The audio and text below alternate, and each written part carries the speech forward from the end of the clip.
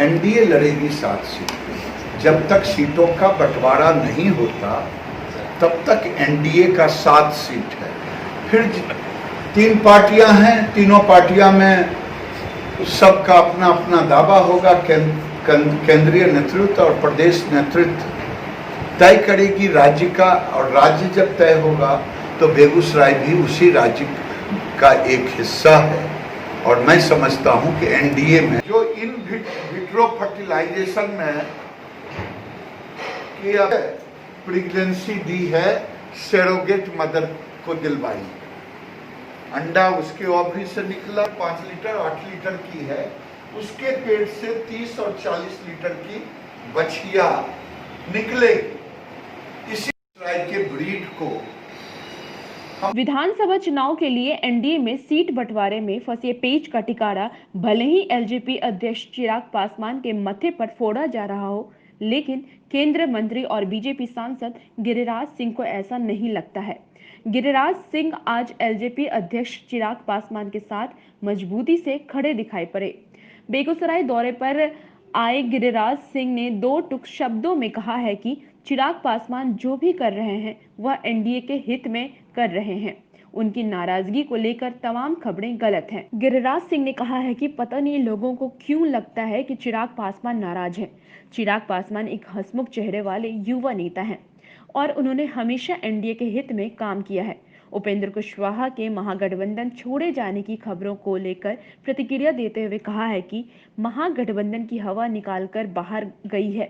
गिरिराज सिंह ने कहा है कि उपेंद्र कुशवाहा की तरफ से यह बयान आया है कि नीतीश कुमार के सामने तेजस्वी यादव और नहीं टिक सकते, हकीकत को बयां करती है। पूर्व डीजीपी गुप्तेश्वर पांडे को लेकर सवाल किए जाने पर गिरिराज सिंह ने प्रतिक्रिया देते हुए कहा है कि गुप्तेश्वर पांडे एक लोकप्रिय आईपीएस अधिकारी हैं। उनकी लोकप्रियता बिहार के कोने कोने में है। गिरिराज सिंह ने कहा है कि गुप्तेश्वर पांडे इतने ज्यादा लोकप्रिय हैं कि वह जिस सीट से भी चाहें चुनाव लड़कर जीत सकते हैं।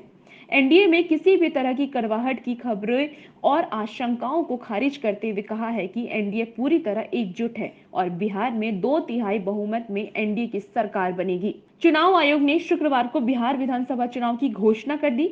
लोक जनशक्ति पार्टी के अध्यक्ष चिराग पासवान ने चुनाव आयोग के फैसले का स्वागत किया। चुनाव की घोषणा के साथ ही लोजपा अध्यक्ष चिराग पासवान भावुक हो गए। शुक्रवार को उन्होंने ट्वीट कर अस्पताल में भर्ती अपने पिता के लिए भावनात्मक प्रतिक्रिया दी। चिराग ने लिखा, पापा का अंश हूं, विपरीत परिस्थितियों में लड़कर जीतना उन्हीं से सीखा है। इस मुश्किल घड़ी में मेरे साथ खड़े होने के लिए आप सबका आभार। चिराग ने कहा है कि जो लोग बिहार पर नाच करना चाहते हैं उन सभी से अपील करता हूं कि बिहार फर्स्ट, बिहारी फर्स्ट सोच के साथ आगे आएं और नया बिहार, युवा बिहार बनाएं। चिराग पासवान ने कहा है कि यह चुनाव प्रधानमंत्री के विकसित बिहार के सपने और अपने अभिभावक रामविलास पासवान के 50 वर्षों के कार्यों को बिहार वासियों के सामने रखने का अवसर है। चुनाव की घोषणा के इस महत्वपूर्ण अवसर पर थोड़ा भावुक भी हूं। पापा अस्पताल में हैं और मार्गदर्शन करने वाले उनके शब्दों की कमी महसूस कर रहा हूं। चिराग ने कहा है कि बिहारियों के लिए उनकी रामविलास पासवान कल्पना को साकार करने की कोशिश करूंगा। पिछले 50 वर्षों में पहली बार ऐसा हुआ है जब आप सबके नेता और मेरे पापा इस चुनाव में बिहार में उपस्थित नहीं हो पाएंगे। मुझे विश्वास है कि वह जल्द डिजिटल माध्यम से बिहार वासियों से जुड़ेंगे। चिराग ने कहा है कि पिछले कई दिनों में पापा के पुराने दोस्त व सहयोगियों ने मुझे फोन कर उनका हाल जाना। दरअसल राजनीति से ऊपर उठकर अधिकांश नेताओं ने फोन किया। सबके मन में पापा के प्रति आदर देखकर उनका बेटा होने पर मुझे गर्व महसूस होता है। वहीं अगर गिरिराज सिंह की बात करें तो बिहार में चुनाव हमेशा जाति के समीकरण से ही जीते जा रहे हैं। उम्मीदवार चयन में इसका खास ध्यान रखा जाता है कि किस सीट पर किस जाति के वोटरों की बहुमूल्यता है। इसके अलावा प्रचारकों और संगठन में भी इस बात का ख्याल रखा जाता है। बीजेपी में गिरिराज सिंह की अहमियत भी जाति आधारित है। गिरिराज सिंह जाति से भूमियार हैं। मनोज सिन्हा के चुनाव हार जाने के बाद अब वे ही मोदी मंत्रिमंडल में भूमियारों का प्रतिनिधित्व करते हैं। इसके साथ ही साथ गिरिराज सिंह बिहार में बीजेपी के पक्ष में भूमियार वोटरों को लाने में भी बड़ा फैक्टर है। गिरिराज सिंह को केंद्र में पद देना बिहार चुनाव में बीजेपी के लिए रणनीति रूप में काफी अहम था। राज्य में 3 चरणों में चुनाव होंगे। बिहार में 28 अक्टूबर, 3 नवंबर और 7 नवंबर को 3 चरणों में वोट डाले जाएंगे। 10 नवंबर को परिणाम आ जाएंगे। बिहार में मौजूदा सरकार का कार्यकाल 29 नवंबर को खत्म हो रहा है। एनडीए लड़ेगी 7 सीट। जब तक सीटों का बंटवारा नहीं होता तब तक एनडीए का 7 सीट है। फिर 3 पार्टियां हैं, तीनों पार्टियां में सबका अपना अपना दावा होगा। केंद्रीय नेतृत्व और प्रदेश नेतृत्व तय करेगी राज्य का, और राज्य जब तय होगा तो बेगूसराय भी उसी राज्य का एक हिस्सा है।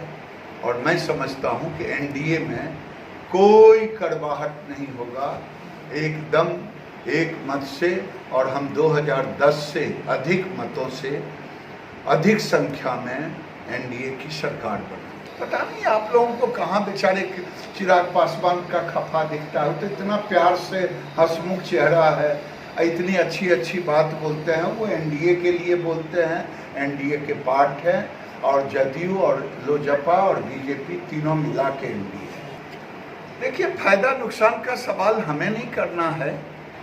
उपेंद्र कुशवाहा जी ने 3 दिन पहले उस महागठबंधन रूपी गेंद का हवा निकाल दिया, जो उन्होंने खुद ही कह दिया कि नीतीश कुमार से लड़ने का चेहरा तेजस्वी नहीं, उसमें मद्दा नहीं। ये मैंने नहीं कहा, जीतन राम मांझी पहले निकल गए, अब कोई बचा ही नहीं है। वो बड़े अच्छे डीजीपी हैं, वो इतने पॉपुलर हैं कि बेगूसराय क्या बिहार के किसी भी सीट से लड़ेंगे तो उनकी लोकप्रियता है कि वो कहीं से भी जीते।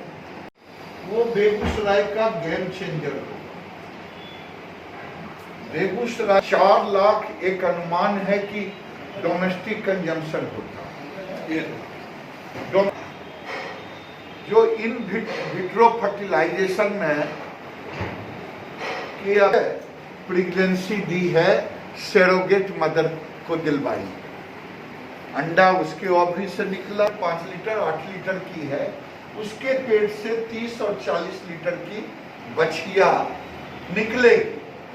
इसी तरह के ब्रीड को हम 10 लीटर और 15 लीटर से उठा करके इम्प्रूवमेंट इंडिजिनस देसी गायों का हम शुरू कर दिए।